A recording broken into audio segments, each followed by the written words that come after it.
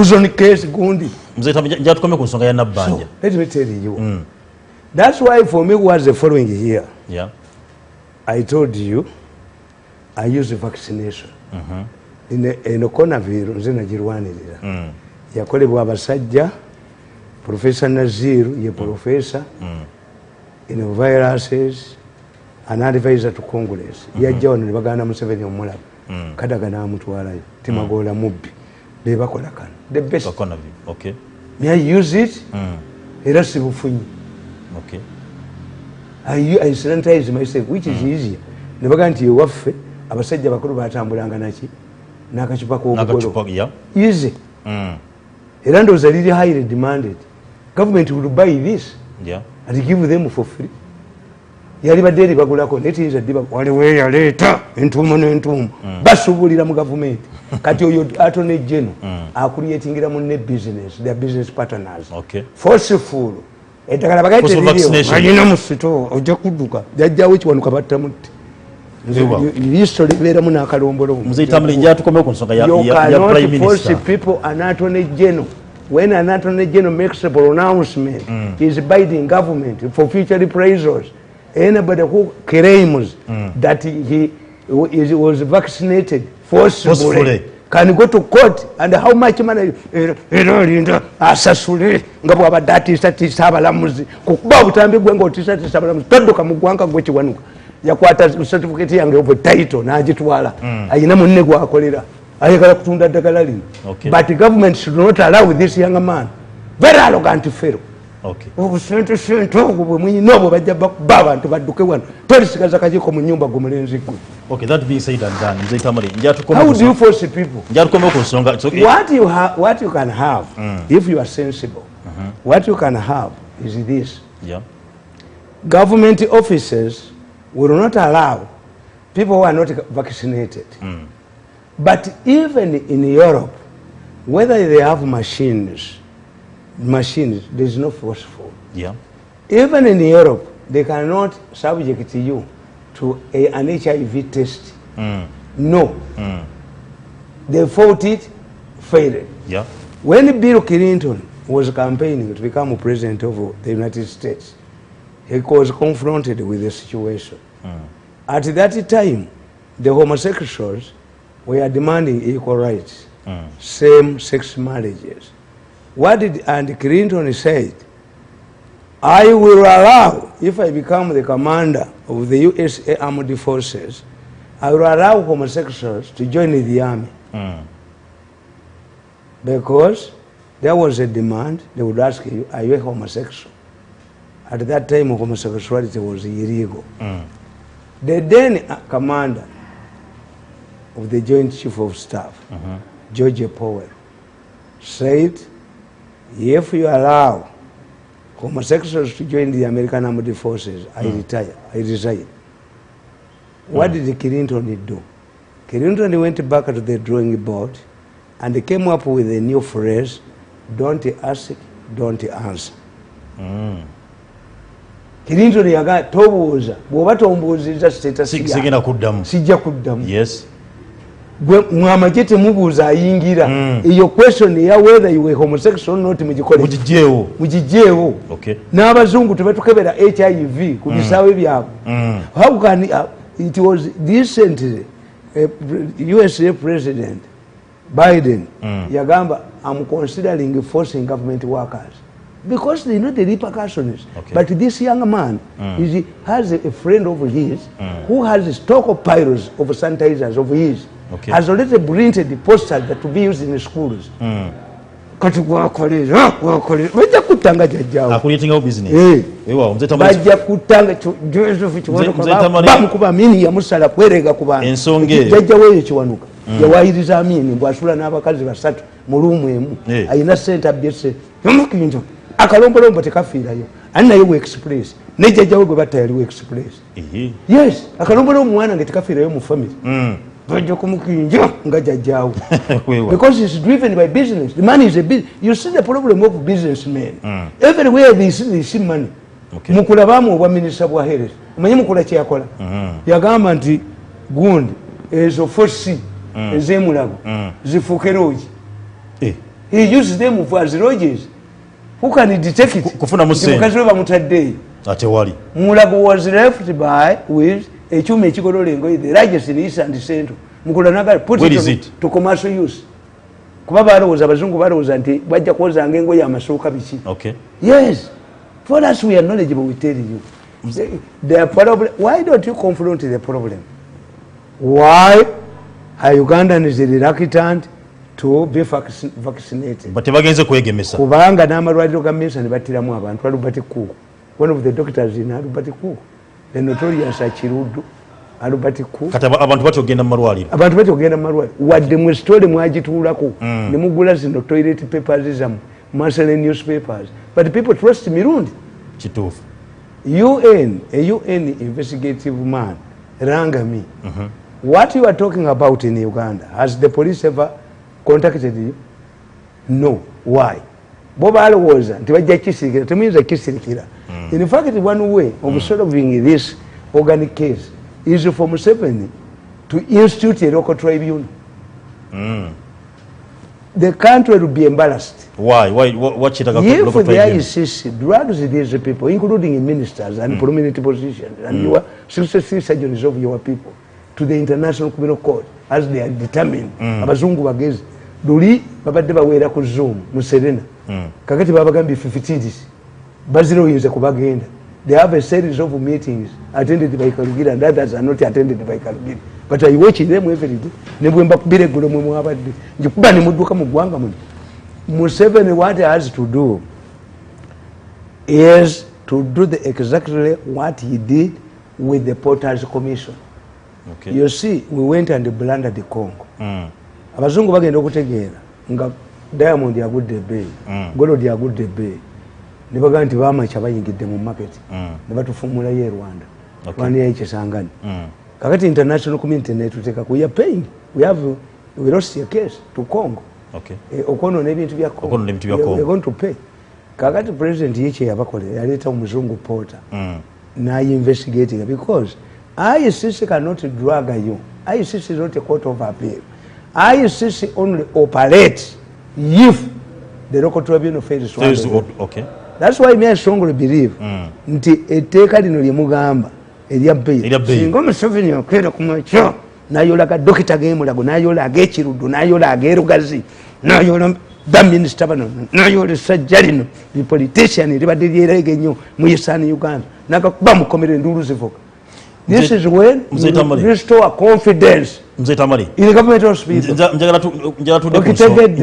Yes. Don't force people. The Attorney General is wrong.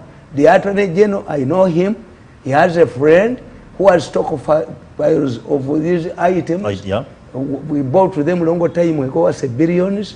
So the Attorney General's intention is to force that the government will come up and say, we have a shortage. Onayingizi munne bwe bakola mu business eyamulagira okutwala land certificate of title yange n'ogitwala, you will pay. Okay, you will pay. Mzee Tamale atisa nkwanta nsobola nsabukiriza amaye kulimino munne yamugambe babagambye nabadde mbalaba ne bagamba nti the problem we have, we cannot arrest this man. He's like a cat. When you put a cat inside, it watches you. Kati nzo kwata kuti bamba nebo ayina bonna ne babusanyawo. Me am not a criminal, but I'm helping you. This man is making the government reliable in the future. How do we convince people? In mass communication, you get people who matter.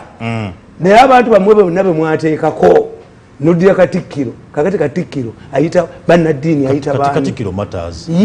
Andi kubuulire ne omwana nappi apamye obuswera bumwezingako. Katikkiro obuswera bumwezingako addukidde bannaddiini addukidde obuswera bukwezingako. Is not credible. Get credible people in mass communication. If we want to change society, we get prominent people. The only credible person remaining in Uganda who can move society is Museveni.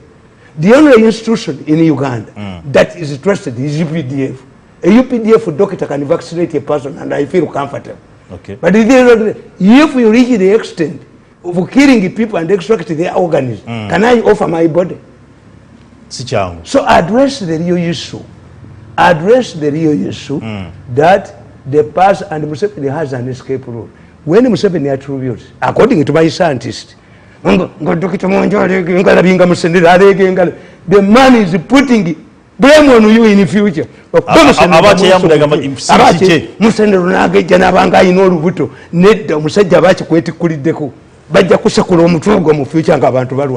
When you see Museveni attributing, Museveni says, I did not want to participate in 1980 elections, but I was convinced by people like Evidandi. Wabali Mugambi, we are Guamukaluru, you PMT affair, go and Amonsi. Gabesi Mugam and we were participating in Mukaru. Museveni defended himself. I was not interested in going for elections. In fact, I was preparing to go to, but the Evidandi decided to delay me. Okay. Museveni always finds an escape route. Yalanga bya tugamenti watu wegemesa tuwegemeseza yagenda kukulawo. Amanya ababbi abalimu. Nabagamba mugende mu parliament mu amendinge the Health Act. Nti whoever subjects a Ugandan to fake drugs 10 years no fine. Tebayinza kugenda kubaba akiwanuka be bayina okuleta amateeka. Kiwanuka atafanga nyina afanga mukakitawo. Oyinza okufanga jajjawo anti oli mu express ne jajjawo mwe yali jajjawo amini ye yamusala kwedda mbyabo siru ebyo kudda mu parliament kwogera bugwabo nokwata ekyapa kyange nokikwata nokandi olifuna emirembe ate zogenda kunkola ki kale mzee Tamale tulabeko nga bwange libadde mu kaseera kokuba nti tubadde mu ntiisa na bikinga bomu zigenda zikuba zigenze mu basi zigenze ewa who is behind these bombs there is no organization terrorist organization in Uganda. Police officer can even Uganda, ICC, Barugame ADF. ADF is terrorist. I did the security. Certain things I teach them myself. But I went when I was young. I went to an institute where I trained in propaganda and the security issues. As a young man, I had a lot of opportunities. I'm a lucky man. When I get to Kusoma, while institution is a bit German. Okay. The International School of Journalism in Berlin East and Berlin West. Yeah. Aba East bawulira. Nti aba West bampadde n'aba East bampa. Nabo ne bakuwa. Yonna nasomerayo. Okay. We twasubiirawo mu kinaana. Abamawulire we had so many opportunities. That's why I'm involved in many things. Yes. Kakati nkugamba we studied terrorism. Mu Uganda temuli mu terrorist organization. President Museveni asipalugamba it Why? Is theater it's not go chiwakanya. Why? First of all, as I told you, chife mu Africa tetukolera ggulu. Mu Africa tetukolera genda mu ggulu. Tukolera kyetunaalyamu. This is why one of the reasons as a researcher why Museveni chose Luwero that you fight for something you see. Until Luwero is 45 miles from Kampala. Mulwana amatala mugalawo. Mulaga mulabawo. Oluguudo lw'eggulu lwali olutwala ab'amagye. Abanene abava eggulu. Nga namuwaga escort muziraba. You are fighting for what you are saying. Okay. Kakati abaddugavu tulwana kufuna to be paid. Tetulwana kuba nti no tusimbibwe tufe. And we don't have as a large section of non-Ugandans. Abasooka bamwanga bakabaleka batuyamba nnyo ne balwanyisa abazungu on the onset. That's the result Uganda bagitemako ekitundu ne bakiwa Kenya. Uganda yakomanga Naivasha. Kenya was smaller. Uganda was bigger. Kati abazungu ne bakola excuse ne bagamba nti tetuyinza kudya bapokoto na bakalamoja ntubateeka wamu. That was the excuse they gave. Kati tetwafuna ba settlers. No. Tewaliwo bazungu. Tewaliwo bazungu wa. Ffe batufuula nnimiro ya pamba. Ya gardens.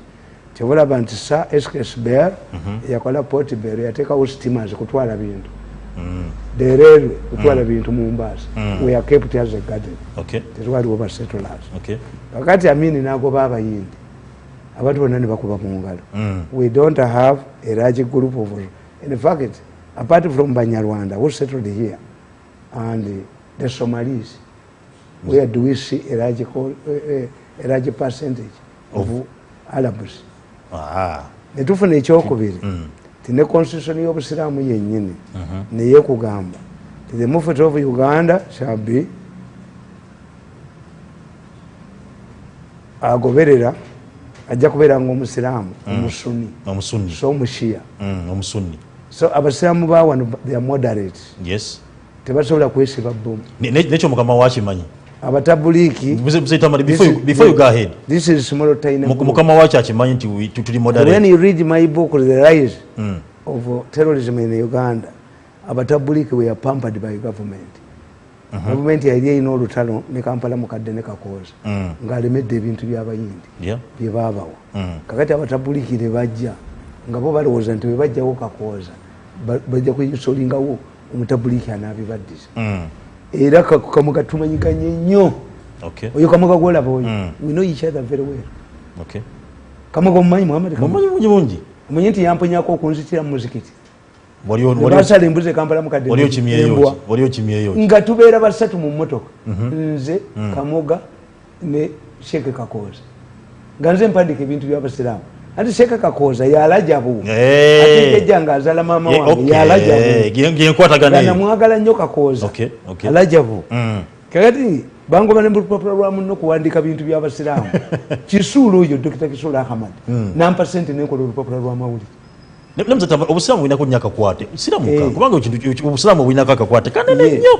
Kakati nze kaseera kibirango abo abaana abatabuliki bebakola strike batandika basooka kuba muziki kidaala ne bakijjawo nga mujago negondi dwe yali yanabbi muzali wananabbi mawuledi abo babijjawo kati pulezidenti n'abayita basooka kulowooza nti bantu balamu pulezidenti bw'abayita n'atuula nabo bakamugaabo bali mu Kampala mukadde baguwambye omuzikiti bw'abayita n'ayogera nabo kakati n'atuma kaseera kibirango ajja aboogereremu bave mu muzikiti bagende kozi Kamuga yabajjuzizza dda babimbye temufugibwa nsi efugibwa mukafiiri taweebwa musolo ne bw'oba ogula ekintu ku mukafiiri otunule abajjuzizza Kamuga zinabeeranga mu muziki mwogezi mulungi nnyo ali inspirational. Kakati bwajja kaseera kibirango nga Kamuga abagamba twayogedde ne president tiye naye akkiriza okukiika mu busiraamu genda kuyigira tugenda mutuuma linnya takibira zivuze president mwennyini aliko kati 1000 kati nga batuuka ku kaseera kibirango tugenda mutuuma jjo kaseera kibirango gaga mulituumaani aniko mulituuma mwabani abantuuma amanya kozi Kamuga yali agala kaminga yabajjuzizza dda nti bano bakafiiri omutabuliki kyava abuuza nti yono yafunye buzono kaseera kibirango fuluma olwo Kamuga aluzinga control abantu kali bava mu ngalo bafulumya kaseera kibirango muzikiti gutabuka Kamuga aluzinga control kakati ali nfuluma normally I put on my rosary sajja kyava akwata laba bimatiye ebiri wano yali ankubempi Kamuga nejja namuga nti oyo bakuyitalinga kimatiya naye kitukolera Katonda agenda okunyamba. The following day I was traveling to Germany for studies. Bagenda okusala abasirikale era Museveni yaba kazini yajja tumanze okutta abaana n'abagamba ne balimirawo n'abagamba kazini babajjamu ekiro saawa abatabulika ebikumi ebi naye ng'embooka eyogera byekwasa yaliko byekwasa ati tukulu down the police era oluvannyuma obwa inspector general police baabamugjamu ate nga byekwasa era yali avudde mu leero previously leerwe fire okujjako Maswere yekka Maswere yewafa yali atuuseko kubwa deputy inspector general police ku mulembe gwa Amini emmotoka yakwata omuliro awo Nakivubo awinkisaabwe kwennyini ku kisaawe waliwo petrol station Maswere n'ayavula era omuliro gwamwokya yenna Amini kwe kumukuza yali wa fire leerwe traffic temuvaamu inspector general police lwaki abeera wa special branch oba wa side naye kati abagezi bonna bali mu traffic ekituufu abagezi bonna bali mu VIP waliwo omwana yasinga emasindi akuuma igig kubanga atambula naye the brain in the police is allocated to traffic for money is a bodyguard to someone kakati obulaba emisango bagivuluga the brain would be in a special branch. Omukulembeze wa special branch yasisinkananga president Obote Amini every day na report like a side director ono mwina wa iso director ya meeting president buli byonna. But it has an impact on the police, the performance of the police, and nobody can tell them. Okay. Kakati nkugamba nti Kamoga bamukola ki ekino kimuva mu ngalo embeera esajjuka naye abatabuliki abo omanyi nti baawuna omusango. One, in law, a mob cannot kill a person. Batwale batabuliki ebikumi bina. Naye nga buli nnaku za mwezi 14 buli mutabuliki bamujjako emitwalo egi 5 baagula abalamuzi abapoliisi yavaamu n'amaaso simanyi nti balina nekyebamuwaayo. Kaakati ne bajja bafuna ekizibu tiwaaliwo omusajja so omukyalo oyo aluddewo nnyo baawe yali chief magistrate ng'omusango yaguwozesa. Kakati ne bamukulyetingira trouble mu marriage ye. Omusajja ne bamugoba ne kuba chief magistrate. Olwo mafialism ekola ki eyingiramu. Attorney General was Abu Mayanja Kachama, a staunch Muslim. Kigongo was presiding over parliament. Bonna basiramu. Abana bonna babata. Okay. Once a criminal finds his way out, you are encouraging him to do more damage. More damages. If today there is a riot in Kampala, people in the villages bawulira babajjemu nti nedda. So you will see the French Revolution, people were coming from villages to the city. Yeah. Buganda riots was organized the same. If I had not saved these people, Namboze ne banne batulanga ku TV ku radio. Mbwe tugenda kwerekera kabaka era Museveni baali bamuzanyi batula naye negondi Katikkiro nakkiriza Walusimbi tibagenda ne Kirunda kive Jinja boogere n'abakulembeze b'e Bunyala kozza mulimba. Okay.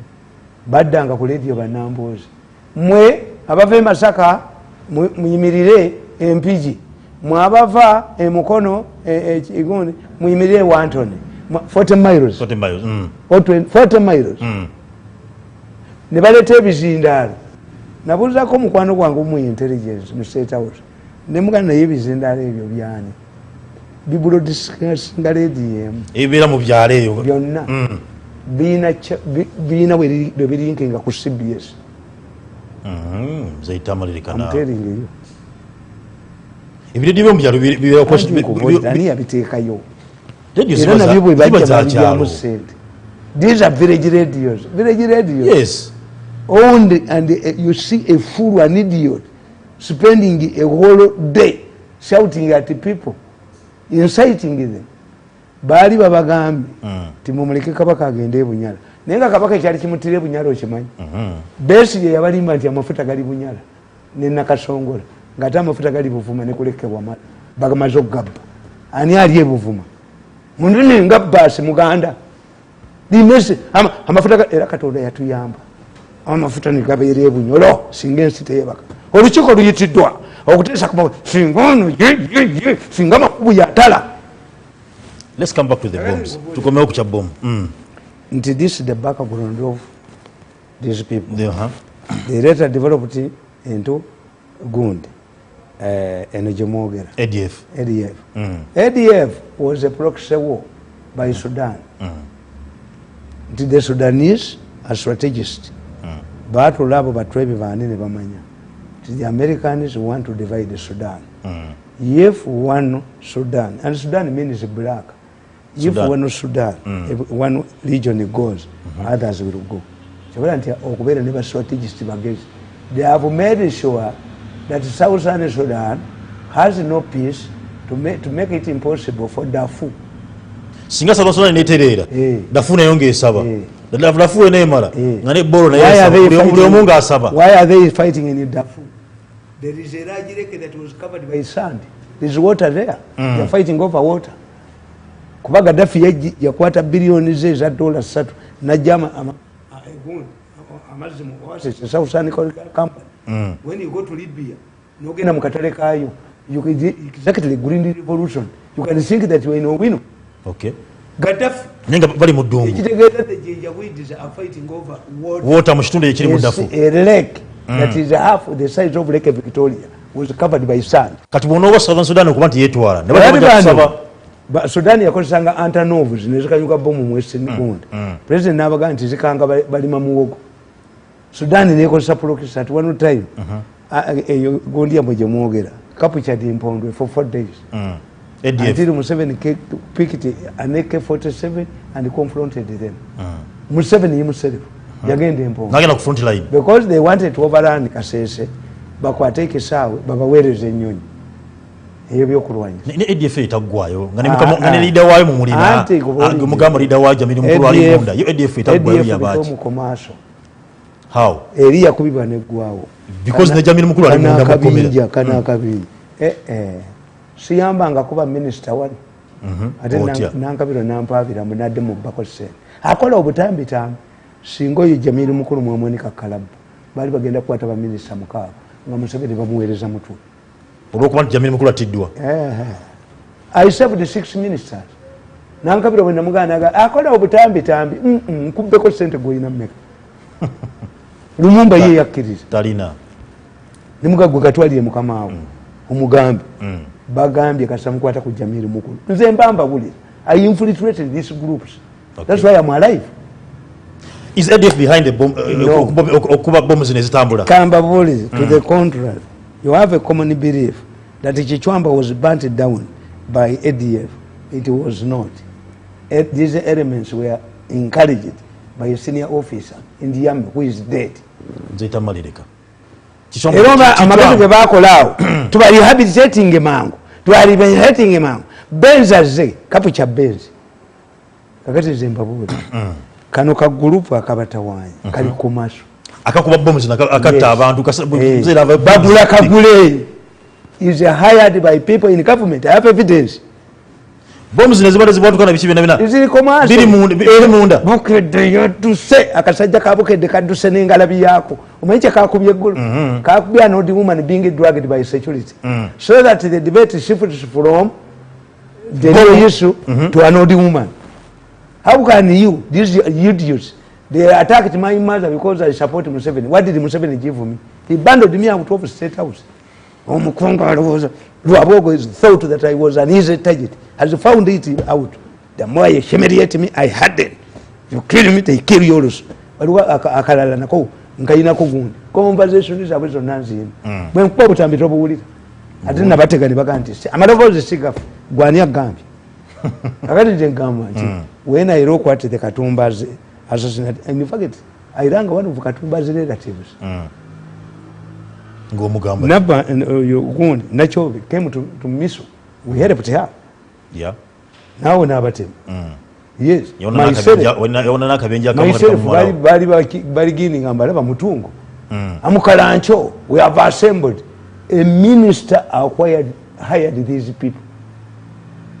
A minister serving a minister in this government. Mzee Tamale, choke tukande assassination is bali zigenda mu gwanga okutiwa kando kubati batibwa bombs zizikubibwa omugike mundabona kiri plan akabinja kali kuchizinga muleke fikiti kali police investigating achi police is investigating bali sende nyinyi mu investigation nakubya katambi ku Saturday ko palo nga abasajja batudde bagamba ti Museveni yamuwa ebyuma biririnke tekolasian bakolere nga bannoonya nibaga nti ayina busidi bwafuna katunoonye abumuwa kakati olina abuuza munne ti of all of people why should Museveni give this man this connection namugamba nti Museveni is an intelligent man. He knows no security person can implicate any member of his family. Okay, but this is a super arrogant flamboyant achikola obutambi bu implicating abachi. Can you see even president can identify the voices is abogera azimanyi. This group is a commercial group that is hired. It has played an active role in the success of the battle. President asimanyiko bulungi nnyo obata kimanyi kubanga biza Mzee Tamale nti akatambi kali kakugamba nti Museveni yandiikinga ku satellite ku Russian satellite ki I send him CDs. Never suspecting until Nachobe. When as Erayamu. Nanyini Buyinza Yamugobayo. Mukbabutambi Nanyini Buyinza. Ekiziko katichogereko. Bade bagala kunzita ku weekend. Kiro ni nokita baba mu. Nenyo kuba mu. Ne famuza mu pacho. Che no hotel babu. Che kalenzi gwe. Ejo goli kugwere ddala mutu. President badayogerako egirye gwanga. Yavudina kwa statement eraga nti nno nalikinga ebintu bino bitambula mu ggwanga ku ddiini ey'obusiraamu ngalaga nti abalumbye bwekibanga abagenze kumamboga balabanga poko is haramu bagamba haramu era poko haramu kiba kidde eri busiraamu omwana Kenya bini ubayida ngalabagamba era ensonga zidde eri busiraamu is an old man. Museveni ne bwe yali mu nseko he could not attack civilians. This is why I dismiss the AP's argument that a victor kills more people. When he went to Luwera at that time, the evidence was clear. Civilians were running towards the rebels. How can people go towards? They were running away from government soldiers. If you go to places like Rugogo, Chikuba, Nimba, Nakasaka, where all of these places, you will see remains of a human being, electronic wires. Okay. Detachment za government. Waliwo Nakaseke ekinnya kinene nnyo basolanga emiramu. Essajja lyali ddene bwe kisebo lyawalampa ne livaayo nga basajja bobuti mu badamping. I remember when I met Sale, Sale gave me a team of soldiers. I visited Kayazi farm. I think it was at the end of 1984. Nisangawo 4 pairs of bagole nga bakyawunya n'obuwoowo. Kayazi farm had been turned into a Sorota dungeon. Kayazi farm, Katoge. So me, I know. Okay. What the president, Museveni, and all the people in Uganda cannot understand the mafias in Uganda do things that are beyond your imagination. Kale katudde kazana nyo tugenda tugenda tunye kwendwa amazi tugenda kuba tukoma muzee Tamale twagenda kituufu bomu zino ebigenda mu maso etambula mu ggwanga biva kuti polisi byetugamba je biri bote biriyo kye kino kubanga kikolebwa ku bantu tutamu mbeere eno tuva ku STV katudde.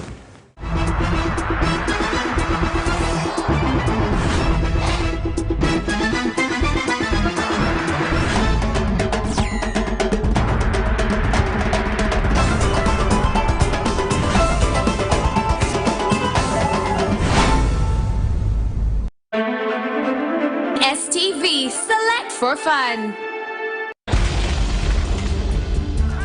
Gwanga ku gwanga ebyafaayo obulumbaganyi si ku nsi ekkubaane ebyaliwo abaali ab'amaanyi nsi kyesinga amaanyi ani asinga obuyinza biki ebyayogerwa kyekizungirizi ku STV.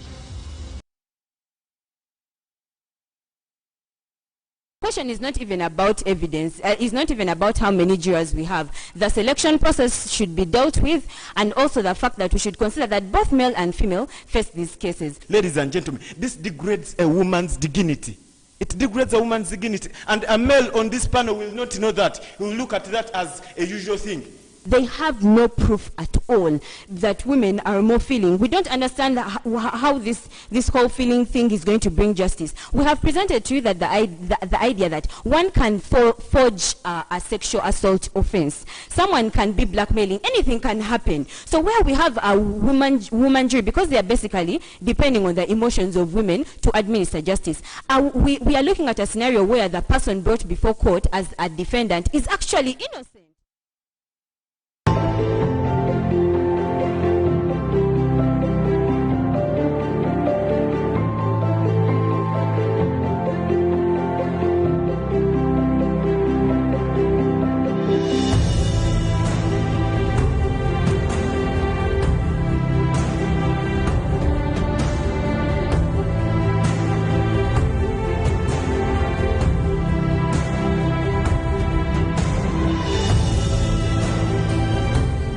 Vaccinated today so we can get closer to the normal way of life.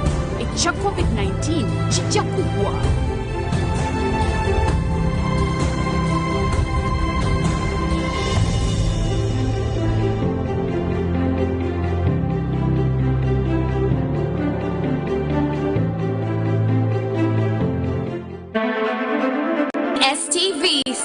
for fun.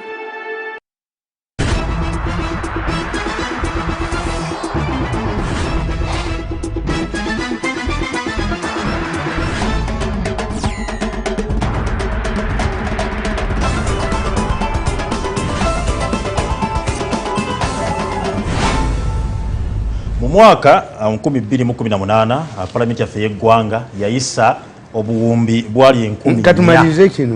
Anti yakiregatako obuwumbi bwali 10,000 bugenda kuba nti bugenda mu security.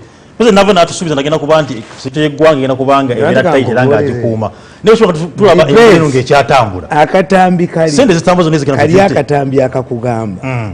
There is no security head who can inform the president the right fee. Mugende mukanonye ku Tamalemirundi office. Tewali the name was munabyakwerinda. Even Museveni, and the man said, I've been agreed by the president. It seems he knows everything. Mirundi gave him the names of Tamale. President aina security council. I'm a council. Aina iso. Aina wabiso. Why is Mirundi Museveni using Mirundi? And the man said, who met the president? Who greeted him? He said, the experience has been toxic. So he met Museveni. And the man revealed, why is Museveni using a flamboyant man like a Mirundi?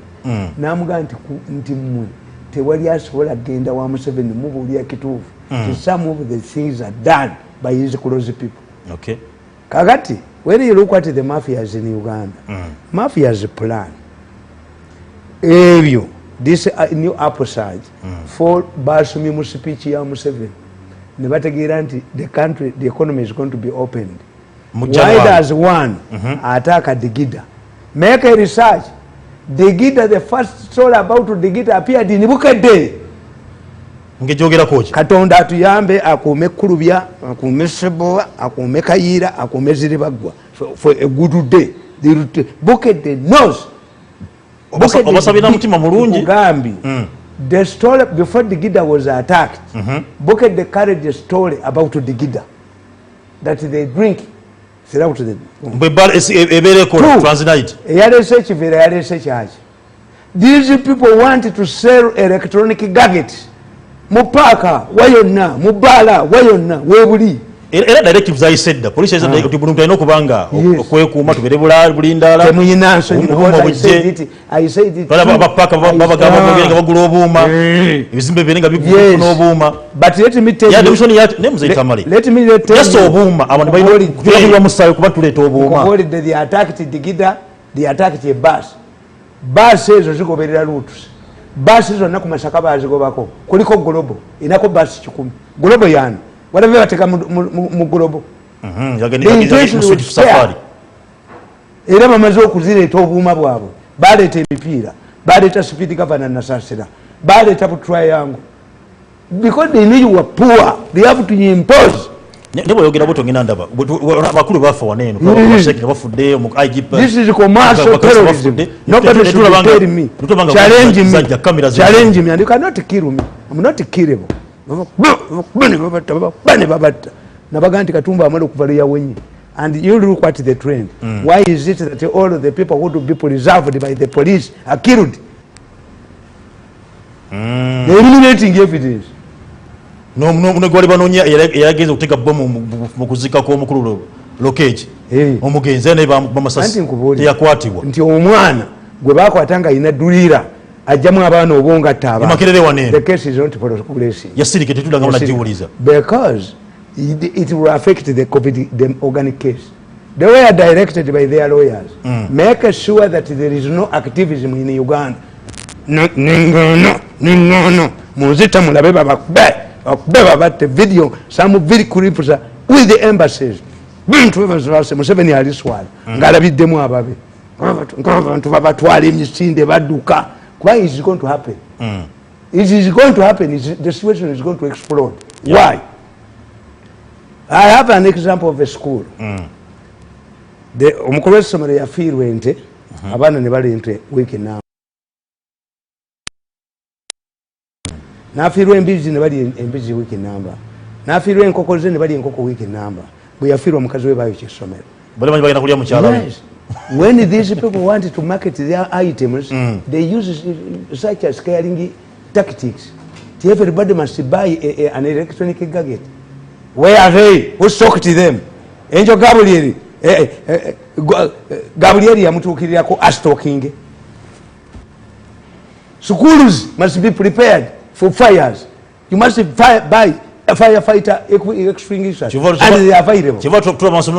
Yes, this is commercial terrorism. ADF kabinja bagula kagule kali ku island je kava bakapangisa bupangisa. Yes, they ate Sobi abamanyi. That's why there was an attempt to arrest Sobi and Kakanda I saved them. Nze mbamba manyi. 2 weeks ago I returned their vehicle. 2 weeks ago I impounded all my taxis. 2 weeks ago I started hiring. Ngamba manyi kibagenda okukola. Era gwe kankubuuze nkugamba. Naye mulabye nnyo mulabye. Why? Taxi drivers were in the process of uniting. An initiative of the president. Yes. As they moved closer to Saka and Narways frustrated the effort. Narways is narrating. Why do you frustrate the unit of taxi drivers when the taxi industry is attacked? Kamata wuyo. Kamata iyo. A serious government would arrest Narways and Kisaka. I'm not saying they are but somebody told them, if you have a united group, we shall not be able to sell our gadgets. Nalibajja kubatta abantu babamanyi babajja kubakomu mu kibuga Kampala afundeka toilet olabe bwadduka olaba omusuubuza dduka enyama eri mu Faludon. How can you Mukinjaji benefit from Faludon? Faludon, first of all, the meat smells, the meat is tasteless, and the meat loses weight. Akabukedde ne kapba enyama eri mu Faludon. Tusabe nnyo kulu byaleme kufa ziri bagwa omagala abeerewo sepowa ne kayira. They have evidence. Okay. They have evidence. Zimbabwe, I invested in the security. I invested in the security. Many people were disappointed. But Nabagambi, I told my children I'm educating scholars. I told my children I'm educating independent people. There must be transformation, family transformation. I'm better than my parents. I'll be disappointed if my children are not better than you. Okay. To be better than me, they take decisions. At times, they discuss decisions. Because I wondered, how can this young man join a group that battered him to death? Why should this young man join a group that has tried to kill me several times, poisoning me 5 times, assassinations? Era bakuba omwana oyo immediately yafulumya amawulire naye yiga family yenja jimalawo eyo nagiwabira dda mu nsozi soka kuba buno bulo yiga talibeera na family balika nti ewanguli gundi nga tewali na nkoko etakula. That's me. Okay.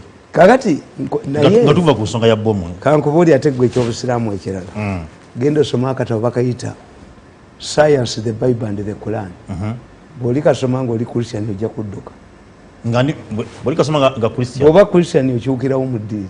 Nodda mu ddiini. The Quran goes hand in hand with the scientific explanations. But we must understand the difference between the different society, the time between Jesus and Nabi Muhammad. Miaka emeka. Miaka ngaluka. Society has the best scholars were Arabs. Okay. The pioneer scholars were Arabs. This is why Gaddafi came to Shakespeare. Tibamitanga Shake is a scholar. We are a respected person. Never kugamba. Nti enswera ina wingi zezi. Biri. Enswera bwe gumukyayo ogizaamu. Kasayiko nti ginnyike bulungi nnyo. Do you know why? Etya. Kubanga kimu kiriko obutwe kya kiriko eddagala. This is the explanation. Obusiraamu bwatusomesa ddala. Ne science akikkiriza. Kakati ne government ya Museveni bweri.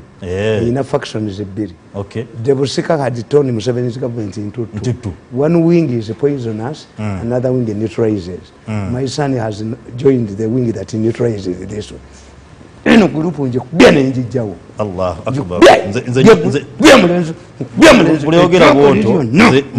anzita alabe bamutte ne bwayagala okukuma bonna babujje buli oleta ebintu gebinyongera kutendeeza Mungu nti kubanga obusiraamu twabyogera dda nakuwandikira nenkugamba mbaja tuve ku nsonga ya bomu mbabuulira ku bomu kale tugimalize tudde ku nsonga endala mbabuulira ne mbagamba nti nze nawandiika ekitabo kino omanyi nze bwe mpandiika ndi musajja mugezi setera nnyo kuva nkulekera knowledge yo nabawandiikira ne mbaga nti mu State House ya Uganda mulimu ekisiraani ekikwata abakulembeze ekisiraani kino bwe kikwata omukulembeze tamanya bamulwanyisa nenkumenyera negamba nti omusajja bamuleeta for quite a long time there existed a common belief among the managers of Coca-Cola, a giant manufacturer of soft drinks, that their arch rival in the market was Pepsi Cola.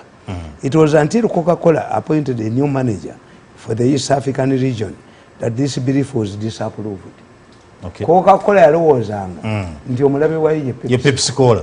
The government ya Museveni erowooza nti opposition ye omulabe waayo ti ADF yeetega bomu. Omusajja agenda okujja mu East Africa ne bamugamba nti nedda Coca-Cola si mulabe wamu gye muli naye gyali. But what about Kenyans or East Africans who don't access both of you? Ekitegeeza you are main competitor. Papa yagenda Canterbury, Papa John Paul namugamba nti wayi tugatte abakulisaayo n'abaprotestant owe Canterbury namugamba ne bwe tubagatta tulina kyetufunamu abatasoma be batusinga. Katonda naddira abachina batasoma nga be basinga ku nsi. Naye ate omusajja oli yagamba namuli yaseeke ng'ayogera. If you want to get knowledge, listen to a pastor or an Islamic cleric. Bana bakatuliki evanjiri yammwe ekomyawo ebyabusigo. Naye nawulira omusajja ng'aga nti jana ekibikke tikatonda bwe yakola ejja naye yali nnungi nnyo n'ayita Jibuliiru n'amugaa nti kino tujja kusibayo muntu n'omu buli omu ajja ddikolerera n'akola omuliro musajja n'ayita gundi n'agulambula Jibuliiru. What does it mean? Tine katonda yeebuuza. This is what it means to leaders. Even God has Jibuliiru. Jibuliiru n'amugaa nti omuliro guno gukoze mukambwe nnyo tolina gwejja gukwatiramu n'agubikkako n'agufuula attractive. Kati nito okusanga nga abachina abangi naye nga nabo balina katonda waabwe gwe basoma. Kakati nkugamba ti Coca-Cola omusajja yabagamba the phenomenon is not strange across the world. People fail to understand their real enemies but spend most of their lives in an illusion perceived enemies. Abakulembeze ba Uganda bonna bava ku nsonga entuufu. Yes, nenkugamba nga nakuwa ebyokulabirako nenkugamba in the 60s Obote wrongly perceived the then UPC Secretary General John Kakonge as the arch rival fighting to bring him down. He tricked Kakonge. Milton Obote yajawo Kakonge yamutya. Yali asomye masters degree mu economics. Secretary General. Namugamba omanyi gwe teweesimbawo coordinating ku security tugenda kuwangula. Ngenda kuteeka mu nominated teyamuteekamu. The first Ugandan to go into exile after independence was Kakonge to Tanzania. Muwanga namuwa ekifo kye. Naye Obote yalwanyisa Kakonge n'ateekako Yibingira yayigatta n'ebemmengo bakuba Obote ekyo. Yali tamuwona mu 6. Yibingira Grace Yibingira Obote n'amuggyako n'ateekako Felix Onama. Felix Onama yegatta n'Amin ne bamuggyako. Ne bajjako Obote. Obote spent most of his time talking about Museveni. We shall find him there and leave him there. How can a scout, how can he go to the bush when he has never gone to the bush? He says he will go back to the bush. Bosoma Katabawo in Uganda was written by a bias. Nti Museveni talina gye yalwana. A man who arrived in Kampala for Onasa yali yasinga 70,000 soldiers.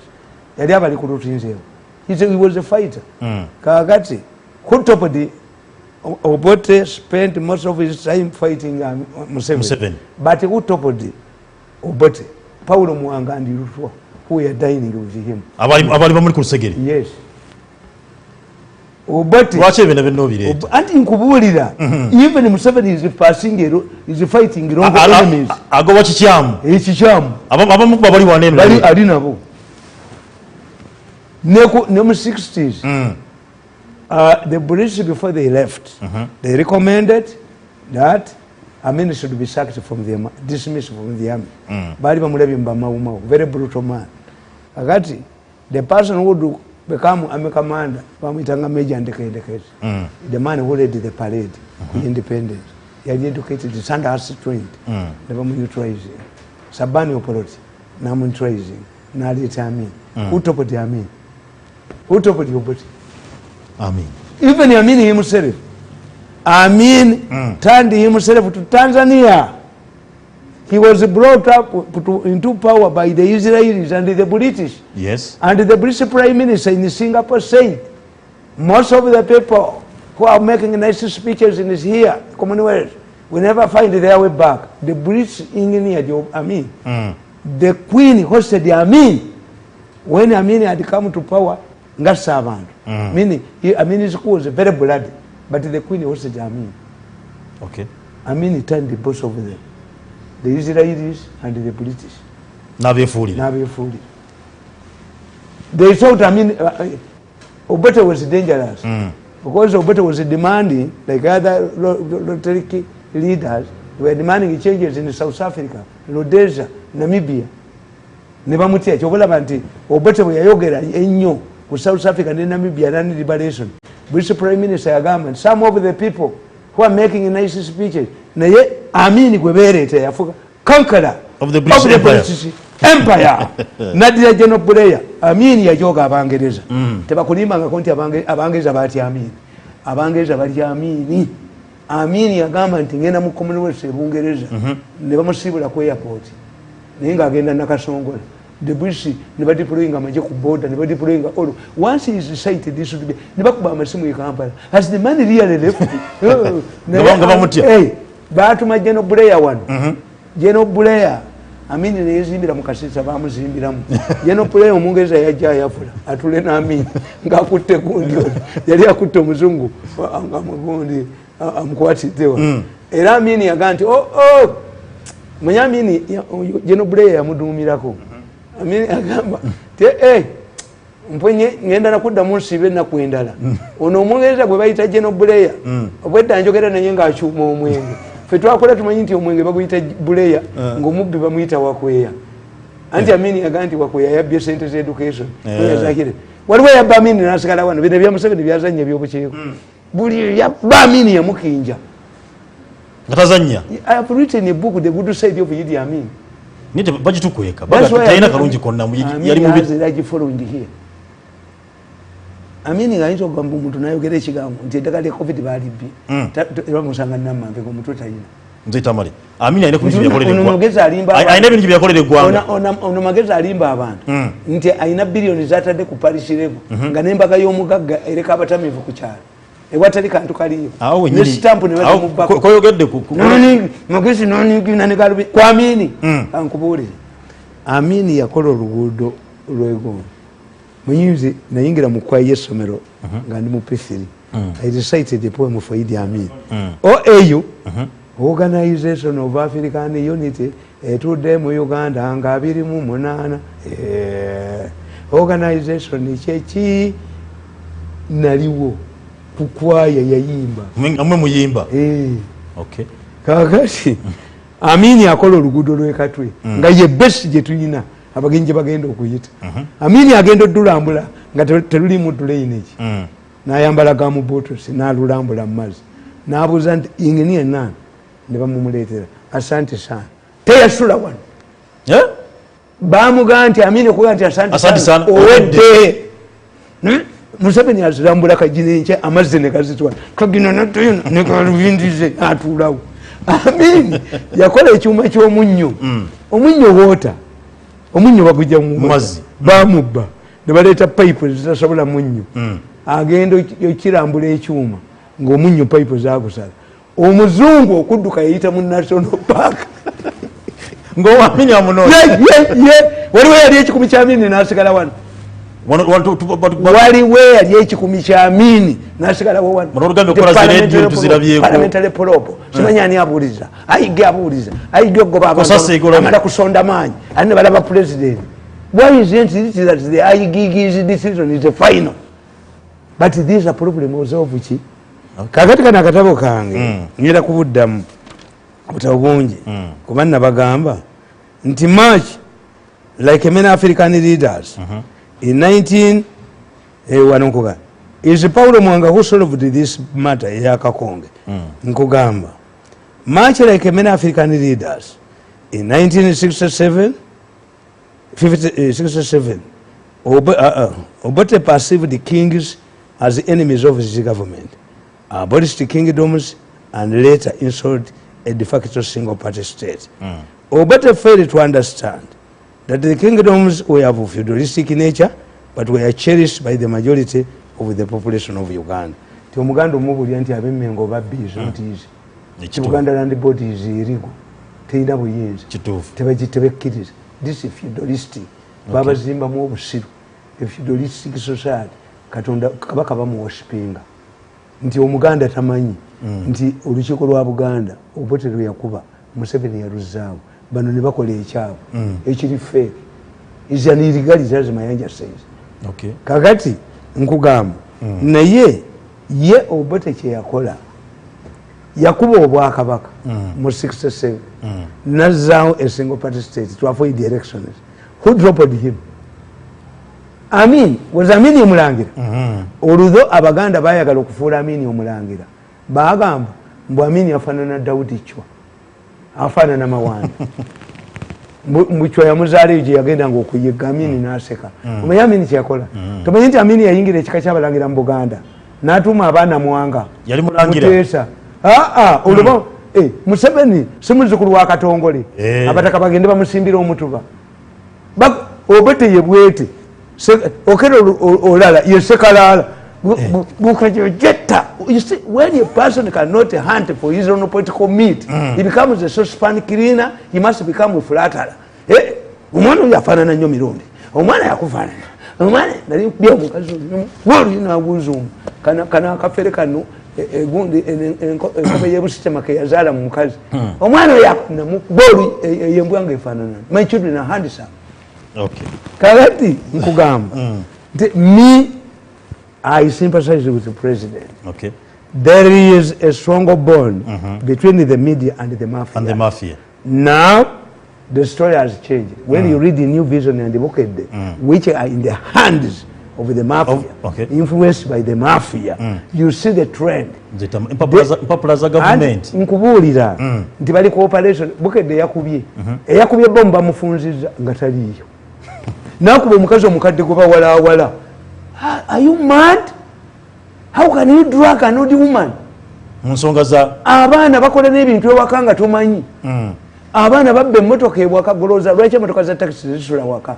Abaana bazivuga ekiro. Abaana babula akameringa omuserikale. Omuserikale owewako olina okubeera ng'oli soba.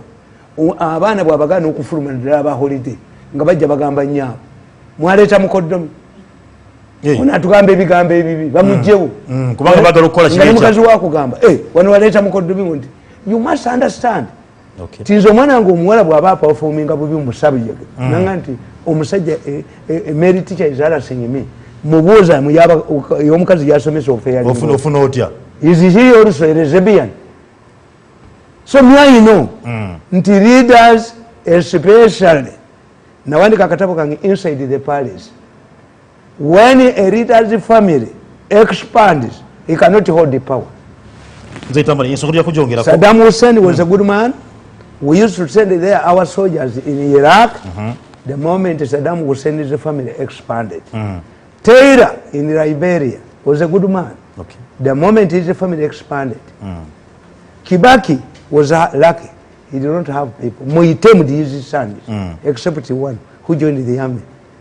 Yamuteka mu maji. Kawunda has his son in the army. Brigadier Kawunda. Umuto. Kongolo. Abana ba mubutu abakulu bonna bategeevu. Kongolo ye mwana w'omukazi gwe yawasa oluvannyuma. Obuzuuzi doctors, children are doctors. Kongolo yatawanya eggwanga. Once the president's family expands, especially in a small economy like ours, kwabo mba mugabana nti totegeera enteje ekoze eki yalidde mutwe. Naye kakati wano era bwe baagala nasaasira ngakuleetera gundi speed ngakuleetera belt where the pellets nasasira ngakuleetera mu transport ngakuleetera gundi as drivers want to unite Nalweyiso rights there ereta n'abagaana why let Nalweyiso tell us on whose basis did Nalweyiso stop the gundi kakati kino kirowooza mbu kijja kuŋŋaana okwogera nze Tamale njatunulira ku nsonga yokuba nti no ate era ngenda kuzirekako waliwo ako kaseremba omanyi seremba yakula bwati seremba mwe mumanyi seremba okubira kyesimu yange weewaawo nsonga yokuba seremba gwomumanyi kekakuba mbu bakwogereko seremba kyenva namwewuunya katonda Allah atonda seremba yalibadde muzu kubanga seremba yalibaddewo muzu seremba katonda abaana baali balongo kakati ne beegatta kabina kakati seremba akabina ge matama wano olunyanfa yenyindo ya seremba seremba omumanyi Allah yatonda seremba mulina ekyobugagga wano seremba amatama ge manyuma olwatika yenyindo ye n'emimwa gye mutemulabangako seremba ekitonde sikirabangako wanenyo temugamba sebabi seremba mungu yamumalirako amagezi nze nalinga nti balongo nti baali balongo ennyuma emu nekwata kwegamba abasimba abantu abazimba zino ennyumba z'abamerika ezisala Allah yakola seremba amata ku seremba Tamale kulwokuna olukakiseko kosase katudde nikakakuli omukulu Joel Senyonyi nekazuula nti singa tetuba Uganda tebanga yetesetese nnyo okuba nti tukola nnyo ekisawo kyaffe ky'Entebbe International Airport yaffe eyinza okuba nti egenda exim bank ngetubanja obumbi buli 740 batu okuba nti nekisawo kidaabirizibwa tuba nti kiba upgraded n'ensi bakola endagaano ezirime okuba nti n'emmisa Matiya Kasaija zimulime okuba nti annyonnyola eggwanga era nga waliwo akatwawo singa baba tetukoze nnyo essente ezo ntusobola okuzisasula ekisawo kyandigenda mu mikono gy'Abachina Mzee Tamale ebyo ebiri mu ggwanga I know what they are trying to do faction ziri bbiri waliwo faction eri mu government which is fighting kuteesa era mbawulira mu butambi bwabwe kuteesa ne muhoozi who is responsible ani gwe bagulira eddagala n'atalireeta mbamanyi mbawulira nga boogera ekisaawe era bye balimu omanyi gurupu eno kati abo Bassenyonyi bali mu gurupu eyono gwe tukubye eyono akubiddwa eyono ali ku ttaka eyono fighting for his political future kakati bye balimu. You see, there is no agreement that can be executed without the involvement of parliament. Of parliament, yep. It is not. And China knows that this is a government that can come and go. Yes. Therefore, the Chinese cannot make such a stupid agreements. But this group is split. So, waliwo kubidwa nakuba obusika bwawedde bamusanga ali embizi ewandegeya ayina an international problem takyayinza kusikira ggwanga lino kati bye bapapala. Okay. You see, a spillover in a government is reflected mu obwo bubiina bwabwe nti era ne Babesigye babadde mu gurupu eyo eyagala Babesigye baali bagala bekalakaase bagule tiya gaasi nemukuba entwe nenjiza nemukuba entwe eyo bamukuba gye kati ekyo bwe kyalemye ne badda ku kutega bomu baleete obuuma ba security eddemu eri essente lesi Besigye you arrest Besigye you arrest Nalweyiso you arrest in normal circumstances you arrest Besigye arrest Nalweyiso arrest Kisaka. Yes. Bakutegeeza nti when you follow us a man like me when I'm following up an issue I must look at the chronological event. Yes. Nenkubuuza nti naye kankubuuze muntu gwe why did you write to State Council to frustrate efforts abanyankole bagamba ente embuzi yange lwebula ente engo y'okukyalo lwefulumya obusa obulimu ebyoya. Who frustrated the efforts of taxi drivers to get united? Kano kaseremba kaga nti kakoze kakolere naye Allah yabajja seremba.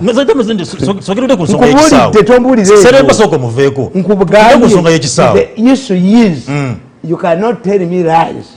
I was telling you, comparing basically to a man who has never seen a woman, who has never slept with a woman, but who goes to the baby whose word to subject the baby to his DNA. You are an idiot. Kakati nkugamba nti nze sansalinga bibuuzo ebyo. If China is demanding to take over the airport, where is the agreement in the parliament? Kusasa byetugamba tebiriyo era bakiwanuka balese parliament bubabbe ebizimbe bya Sudiru babbeki. I told them oli musi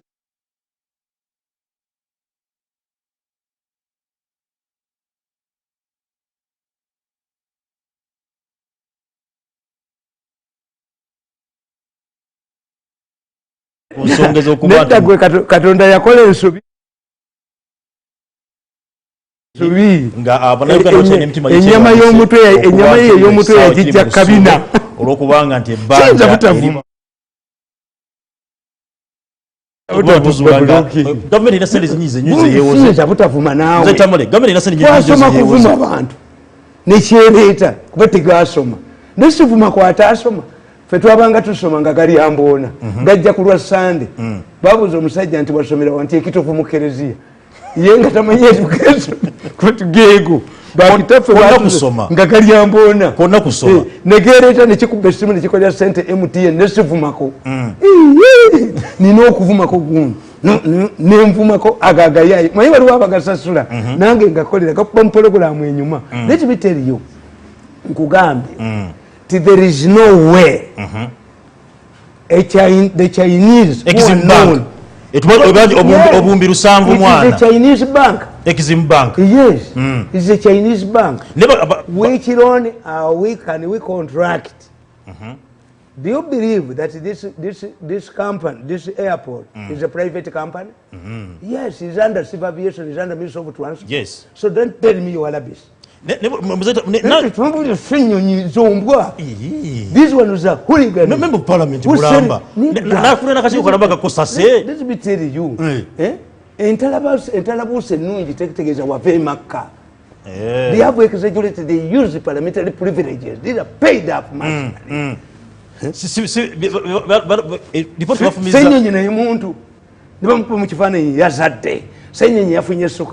have been impotent.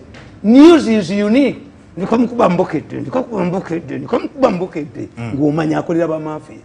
Is it straight for a young man like a senior to produce a kid? People, it means that if you celebrate, kita gets a battle, a damn fool. What would they call the chimbo? No, a younger man like a senior to celebrate that you have got a baby. Never could take a movie social media. Nti, Sumani on Nubianiri, Yawasiza. Then, is it news? It means you had a problem.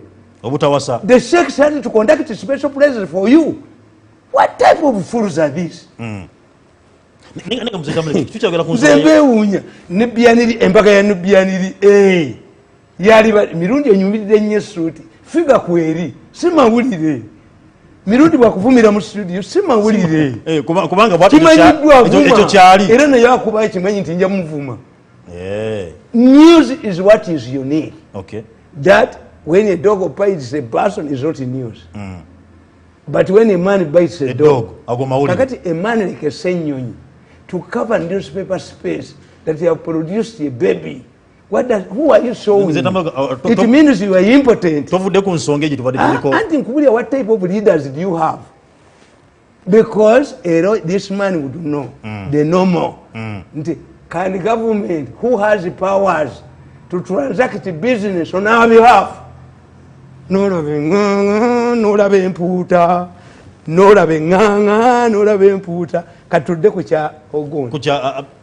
Deputy Speaker. Deputy Speaker. Let me tell you, they made a mistake. When you compare the two, Olanyandi Amongi, Amongi is a grassroots politician. War hardened.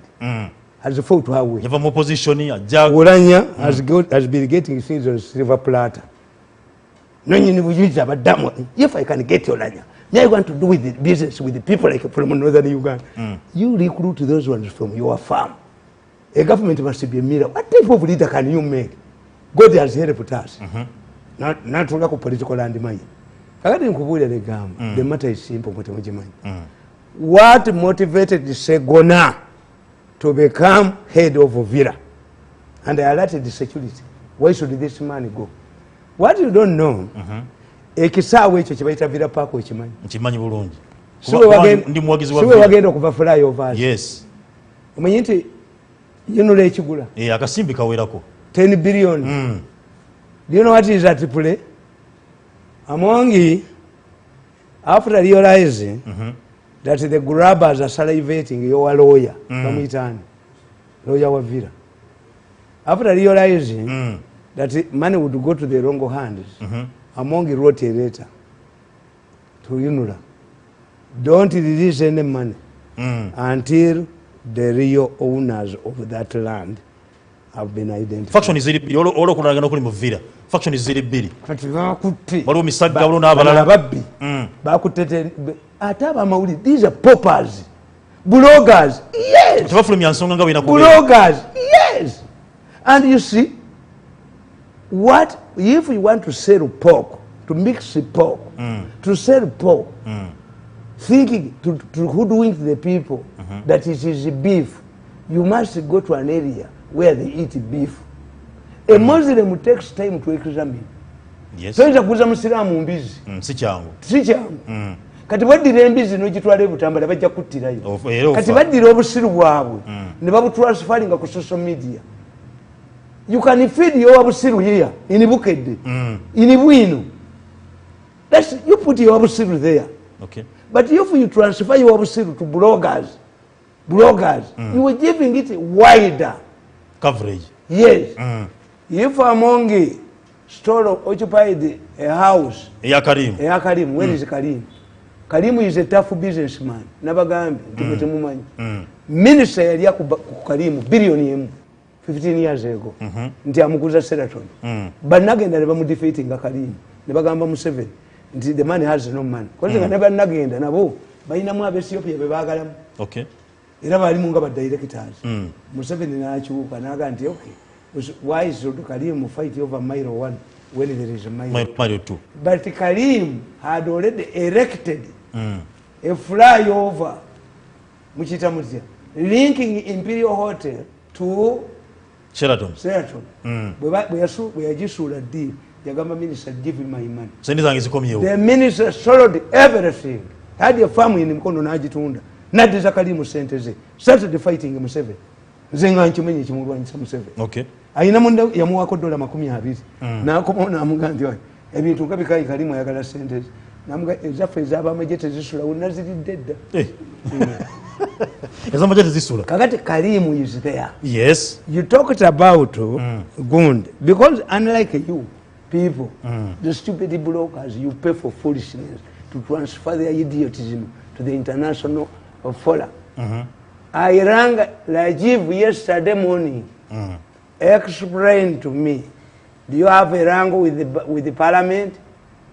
Rajiv told me, our arrangement with the parliament took place before the new leaders in the parliament. That's what he told me. Kubanga abali bagala okupayalinga bali bamujenda kimutekebwako Deputy Speaker yali denjawulo ku diri weyo anti eriwa kakati kankubule iyo kumuntu bagenda kupangisa Kingdom mu Kampala nze kankubule abaana abo buli we kasampunyirwa ne bwe batibi ne mujirwanga mwali nanyine ntema butemi chokola Kalisa najivaamu. Kalisa ali aloza mbwenja ali musenena atudde mbwayi ne kabba n'entu ya pusi 10 billion nakolide kamemengwa. You man, You provoked this man into battle for confiscating his money. What about you, idiot? Akakasajja bali baguze motoka batekemu bilioni 10 baziteke wange baduke ne hiring abantu banzite bakatambi kasajja bakuba akatwako bakase muhangalizi katampe ko yavu nakadebe kavumiriro. I've been telling you. When he went to Noop, the bakatambi kasajja gwengo genda mu Noop nebe watula nabo bakubentu eyo bajasi bakubentu eyo mwanta kudde kati kamba kube ne toxin nazifuddemu kamba kube bukubi buli sajjamu entweza mwezo kakati nkugamba nti ekyo tekiriyo. Ekikubya Deputy Speaker nitamo they have even I didn't know because they were saying that he's using Yiso. They went to incite Yiso and this is when I realized that the Yiso head comes from Teso. Nemu akola ensobi kasita bagamba mu America bayina gondi bayina etteeka lyabo. The vice president should not overshadow his boss. You remain a personal assistant of the president. Yes. Biden could not overshadow Clinton. Obama, yes. Omukozi omugole omulungi taleta mperekereze musinga. The man can turn. Kuna kweta bosinga. Gondi metron. Ate mu mudi abakazi bamulimba fula ba metron. Kasa metron ne basement bakikolako embaga efa.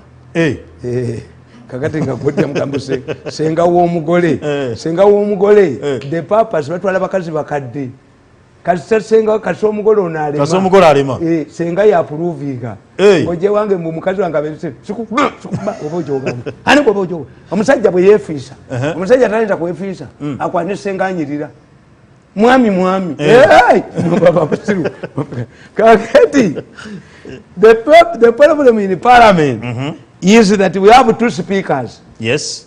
Two speakers, equal speakers. Nera bwe kibadde tubalanga no speaker babiri. The deputy speaker under our constitution is different.